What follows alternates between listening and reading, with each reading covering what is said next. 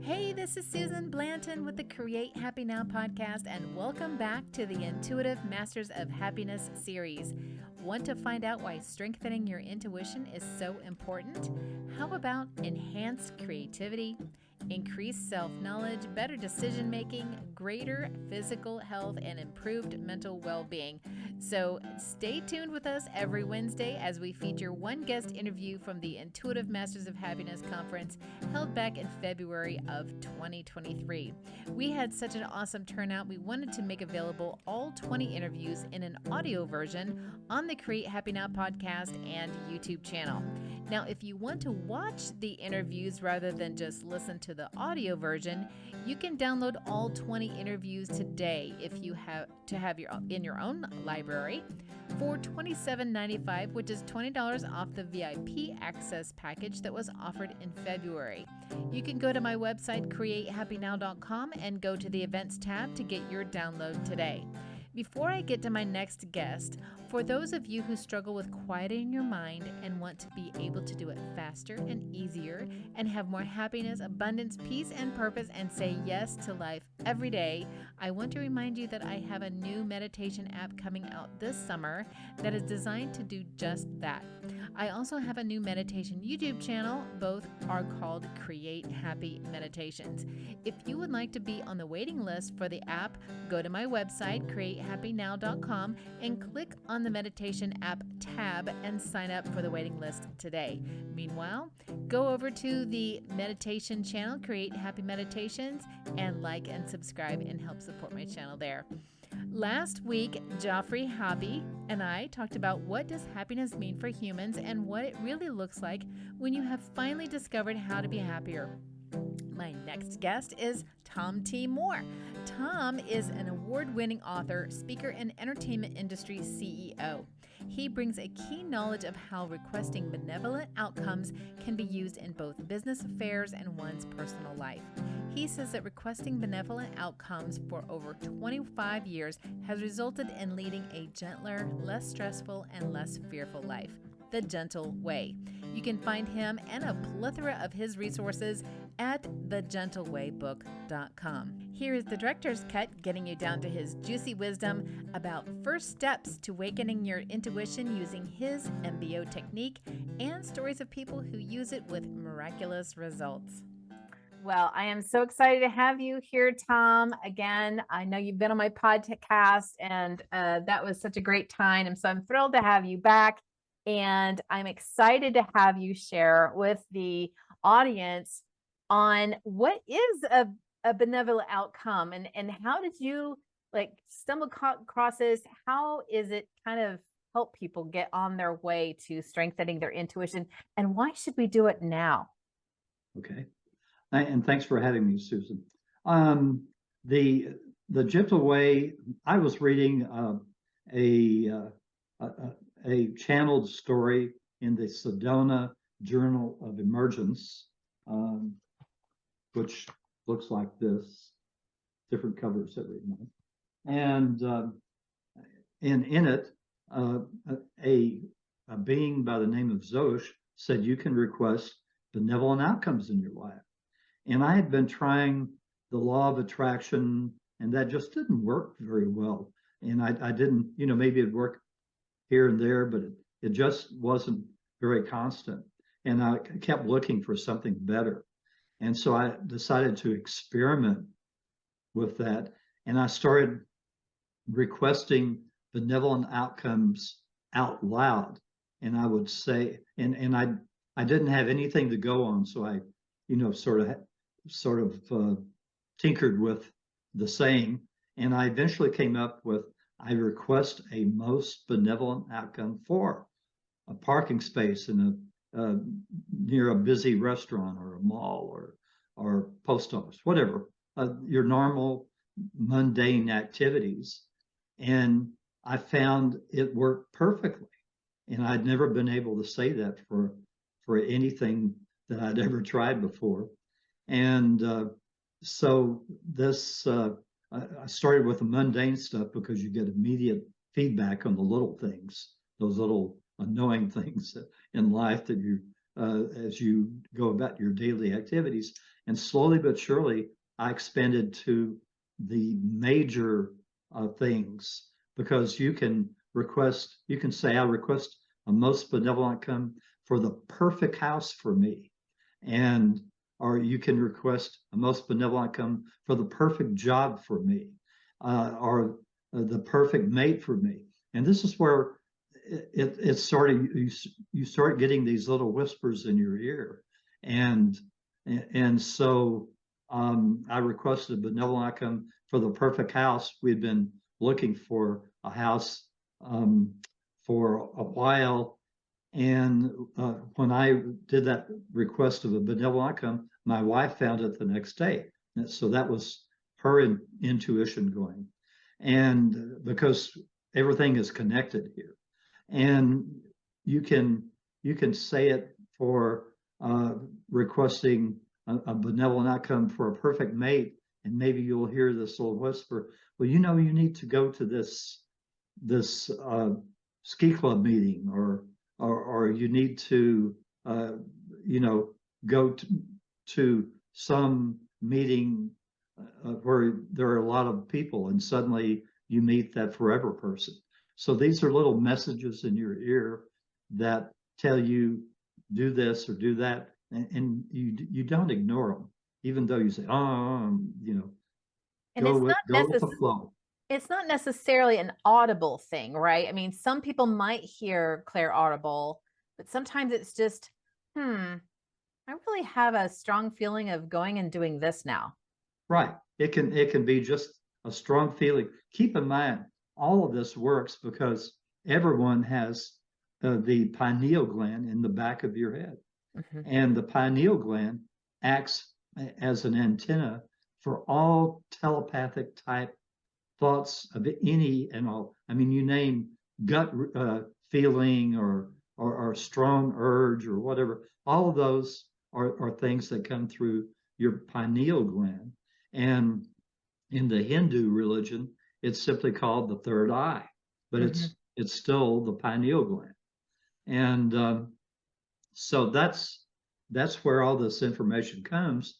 And as you get into requesting more and more MBOs, then you'll find that you'll sort of hear the the message louder. It'll be a stronger message that you'll say, "Oh, I know I need to do this." So it's so simple. It's so simple that people say, "Oh, it can't be this simple. I have to do this and this and this." But no, it's that simple.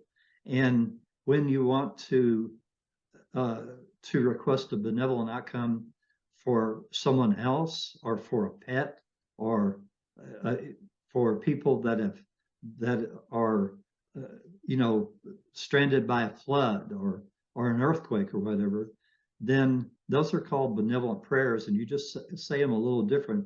You say, I ask any and all beings to um, assist my dog with the injury on her leg.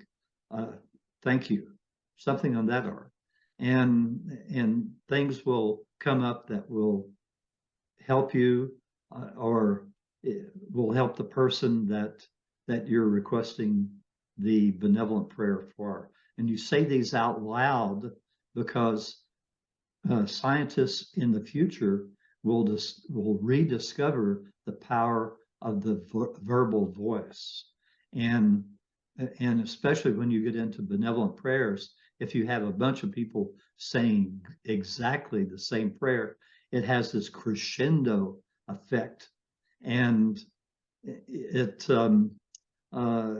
very, very powerful.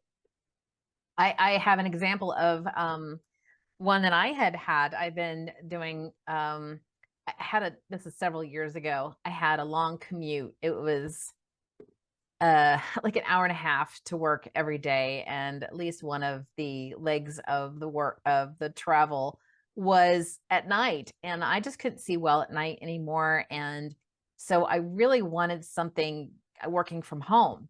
And so I said, I request the most benevolent outcome that I'll find an opportunity to work from home. Thank you. And I remember one Friday, I got this notion. It just said, check your LinkedIn. I'm like, I already did today. I'm like having a conversation with this, go look at your LinkedIn. And I was like, I already did.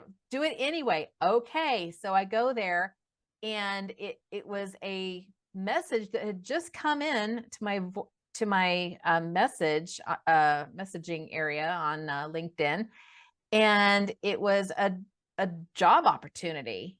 And I said, well, I'm not really looking, because I wasn't strongly looking. I wasn't going out there and trying to find something, but I did Beating the want it. bushes. Yeah.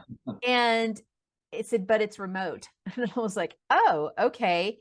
And it just so happened that 2 days later, the next Tuesday, my company did an entire layoff of like 30 people in the office.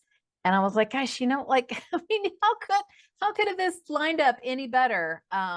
So yes, I mean, and that's just one example. I mean, I bought your book, The Gentle Way, many years ago, and it really opened my eyes up to this whole, follow your intuition.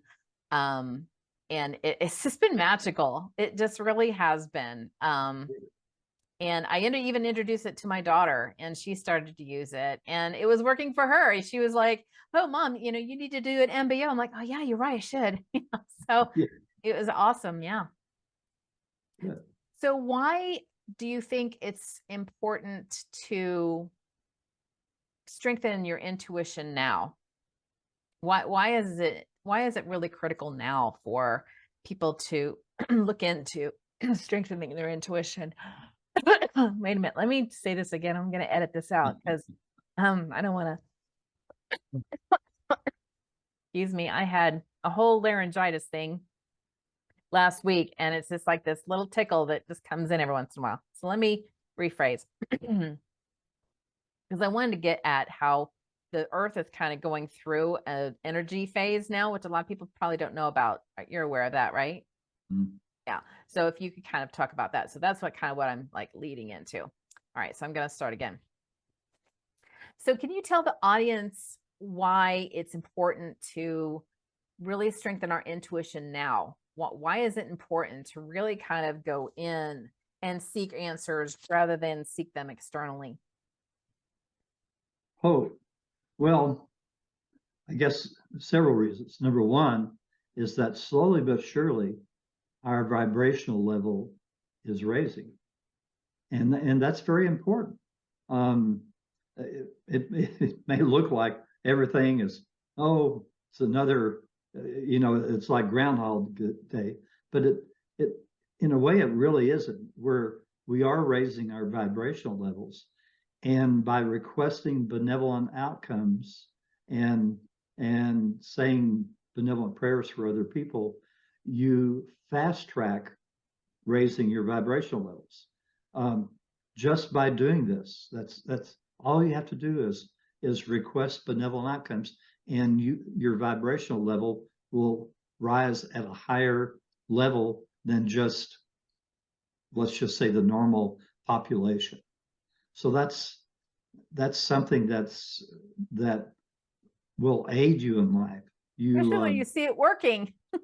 Yeah, and it does, and it works amazingly well. I mean, if people go to my blog, which is on my website at www.thegentlewaybook.com, and click on blogs, there are just hundreds and hundreds of stories that people have sent to me uh, from all over the world, telling me about their success of requesting benevolent outcomes in their lives. That's how strong this is, and yet it's so simple to use. It is. And there's also a shortening of time or lengthening of time. Can you explain how that works? Sure. You can, now this is the way I do it. My wife does it the opposite, but it doesn't matter. It seems to work because they know what we mean. But I can say, I request a most benevolent outcome for the compression of time until 2 p.m., let's say. And that's because maybe I have a project I'm working on and I really need to get finished with it, but it probably would not get finished until maybe at least 3 or 4 p.m. But by requesting a benevolent outcome for this compression of time, and you can't look at your watch or clock or anything like that. You just simply do the work, and lo and behold, at the end of the time, you will have completed your project, and it will be within the time period that you wanted it to happen. So it's like we are controlling time in a way, and we are. The time is a mechanism, and I think that's something we're going to learn a lot more about in the future. And I say we, maybe not me, because that's getting really technical when you start talking about time as a mechanism. But you can control time. You just have to ask for a little help. I've done it a few times when I felt like I was going to be late. And I'm like, I'm not going to make it. I'm not going to make it. And it just like all of a sudden, then it worked. And I was like, oh gosh, like I wasn't late. No, Or right. it wasn't important for me to be there on time. Yes.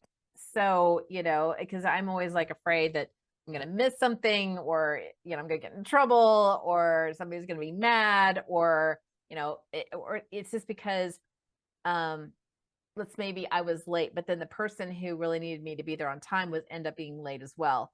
So even though I'm like, oh gosh, I'm still late. Oh, it turned out okay. It didn't matter. So share a couple of stories. I know you had one recently about like finding a friend of yours trying to find an apartment you were telling me about. Yes, and this will be actually my blog probably this week.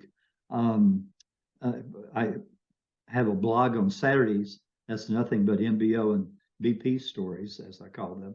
And then on typically Wednesday, I start sending out my free newsletter, and I repeat those stories in the newsletter for the people that haven't seen the blog.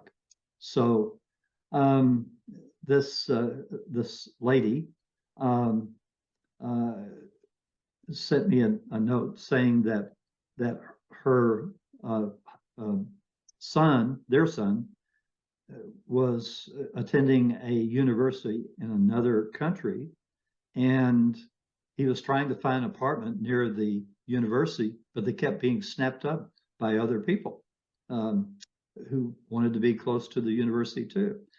And so when she heard that, she said a benevolent prayer for him to find the apartment of his dreams, because he had seen this one apartment he really wanted.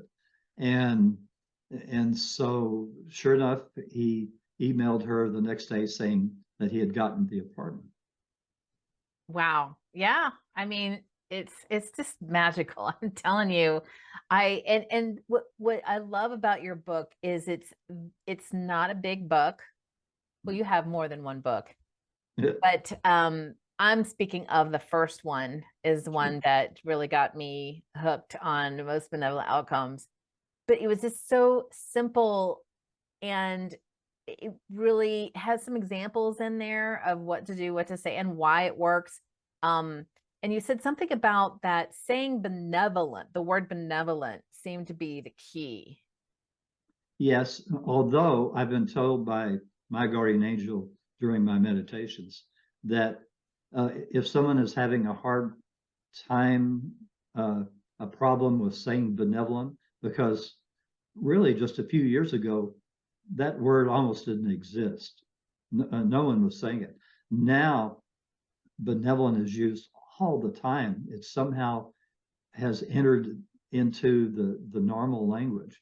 But back then, it was difficult for some people to say. So if you just say, I request an MBO, your guardian angel will know that it's coming from you and we'll handle it. Now, I must mention that there are a lot of people that have trouble in saying, oh gosh, I should be saying a prayer to God or Allah or whoever their deity is. That's fine. I set up this phrase so that it can be said by anyone of any faith.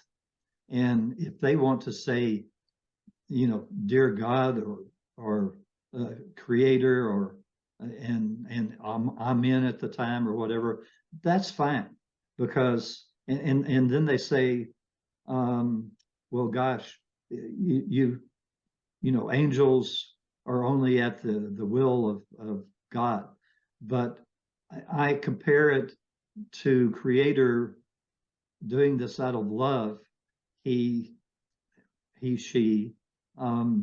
said that it's like a CEO of a huge billion-dollar company that has thousands of employees.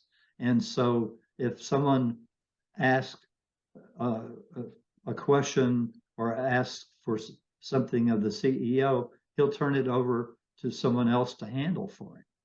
And that's what these golden light beings, that's what their actual name are. They're old whole souls. And Creator sent out a call for golden light beings to take care of us. And they like to be called servants of the Creator. So they really are doing a job for the Creator that they are thrilled to do, and at the behest of the Creator. Now, how does that relate to our pineal and our higher self? How does that work? What is the connection from that? Our internal. Well, when I well, of course, you're requesting benevolent outcomes, but when I receive, I mean, people out there maybe get so good that they do actually hear sentences, and these are called thought packets. And these thought packets come in through your pineal gland, and they are what do you call it? Go through your brain, and when you receive these thought packets, if you've asked a question or something, 10 people can ask the same question and get 10 different answers because of your belief system and your education and all. It will come in, these answers will come to you just in your own beliefs. So that's nice. So you do have like a filter based Yes. on your beliefs, and beliefs definitely have a key component on strengthening your intuition. I mean, it can get in the way of it. It can make you go, oh, I should not do something. I'm fearful of something, which fear is not really an intuitive. I'm not worthy of hearing from an angel, or I'm not worthy of hearing from the Creator. But Creator has told me, and I've asked 30,000 questions in a meditative state, and I've had conversations with Creator, and Creator says, Tom, tell your readers that they can ask me even trivial questions, and I can have trillions of conversations going on all across the universe at the same time, but they can ask me even a trivial question and I'll answer. And isn't that just if you can have that solidly in your belief system, then it just opens up so much opportunity for you, so much ability to have more flow in your life. Abundance tends to come in many different ways, right? Things just show up. Sometimes even unexpectedly. Sometimes maybe an outcome that you had. Because I mean, benevolent outcomes aren't always instant. Sometimes time has to go by for things to be arranged in a way that will result in what you're looking for. And sometimes it's a little bit, you're like, oh, I remember asking this for, a while. And then you realize when you look back, how many things kind of did have to happen and before what you wanted actually came to fruition, right? Right. So you have to kind of let go of when and Right. how it's going to Use the happen. imaginations. If you can imagine, when you request a most benevolent outcome for a mate, I mean, normally it's not going to happen tomorrow. I've Yeah. had I've had some ladies that have emailed and said, Tom, I've been requesting an MBO for a whole month for the perfect mate for me, and nothing's happened yet. So you have to understand, hey, maybe that person is in another relationship and they have to get out of that relationship. Or maybe you need an interim relationship to prepare you for that perfect relationship. So there are things that have to go on. But once you request that benevolent outcome for the perfect mate for you, it will eventually happen. And Yes. and you can even, when I talk about mundane things, sometimes they can be really fun. Like we were on our family was on a cruise of the Caribbean, and on the last day of the cruise they had this coverall and bingo, and so my daughter and son, uh, went with me, and we got cards. My wife was reading a book, I think, or something, and so we were going along, and I'd requested benevolent outcome to win something at the bingo, and nothing was happening, wasn't winning anything. We got down to the very last game, which is called the coverall, and they call out numbers till someone yells bingo, and it started out not very good, but suddenly for me it was bang number, bang number, bang number, bang number, and I yelled out bingo, and this kid sitting next to me that was 12 years old or so yelled out bingo at the same time, which I call a radiant effect. Uh, And people probably thought it was my son, but it was another family, and we split an $8,400 pot. Whoa.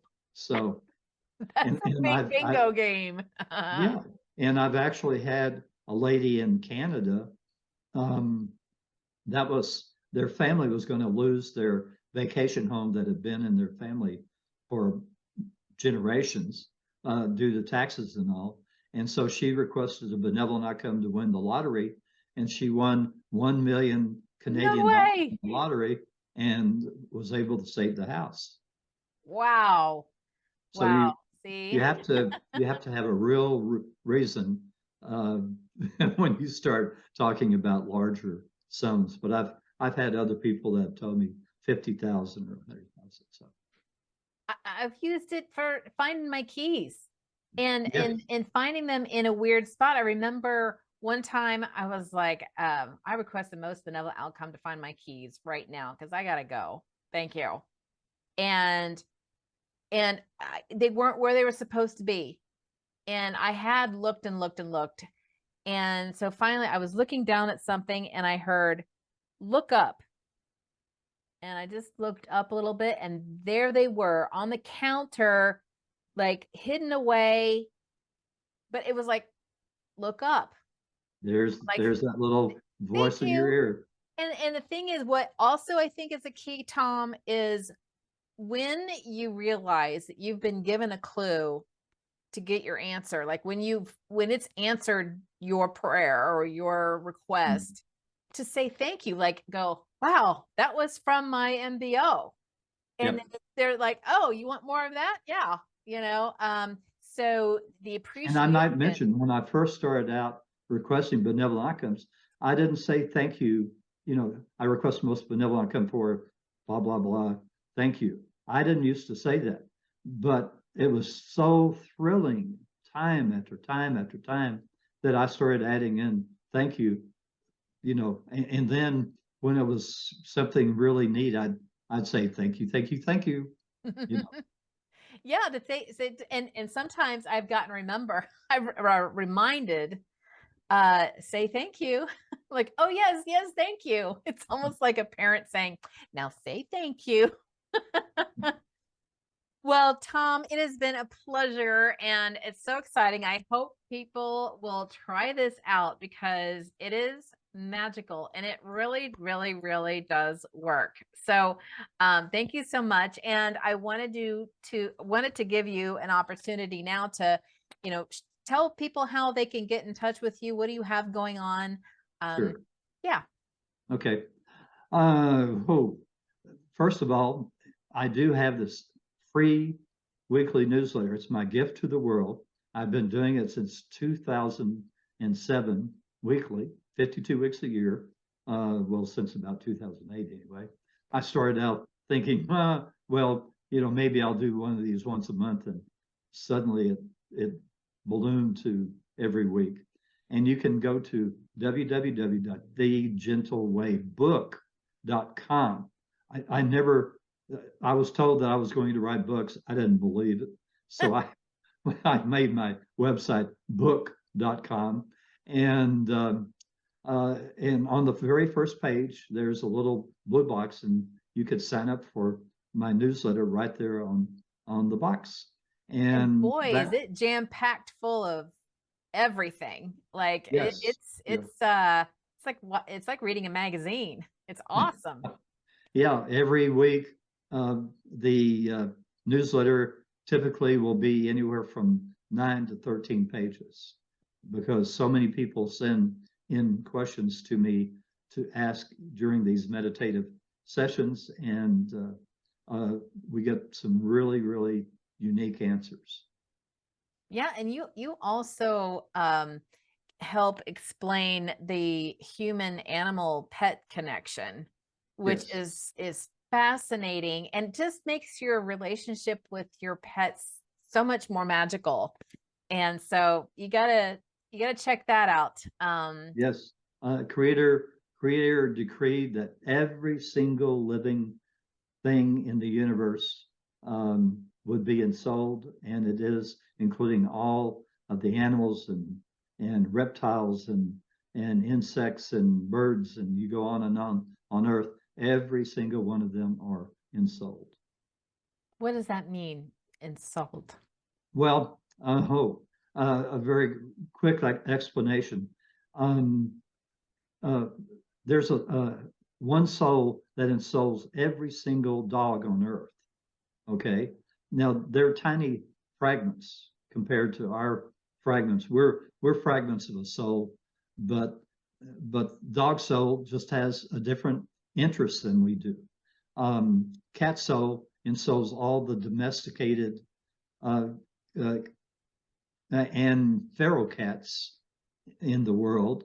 And I said, well, what about the lions and tigers? No, those are other feline souls. We like to split the work, share the work. So that's what you get into in that book with The Gentle Way with Pets. Yeah, you'll have to I dig changed. into that one. That's a whole nother conversation. Yes, But thank you so much. Again, it's always been a pleasure. And again, thank you for sharing all of this with listeners. I think it's very fascinating, and I hope it's a tool everybody will try out for sure. experiment. Try Yes. it for yourself. Thank you very much. Thank you for having me. Thanks for listening to this episode of the Create Happy Now podcast. Please be sure to subscribe, and if you are watching on YouTube, hit that notification bell. If you have a topic to suggest, leave a comment below. Catch the Create Happy Now podcast on iTunes, Spotify, Stitcher, Deezer, Podbean, Amazon Radio, and iHeartRadio. Check out other YouTube videos on the Create Happy Now YouTube channel. And if you want more, check down below for links to resources, courses, and events, or go to www.createhappynow.com.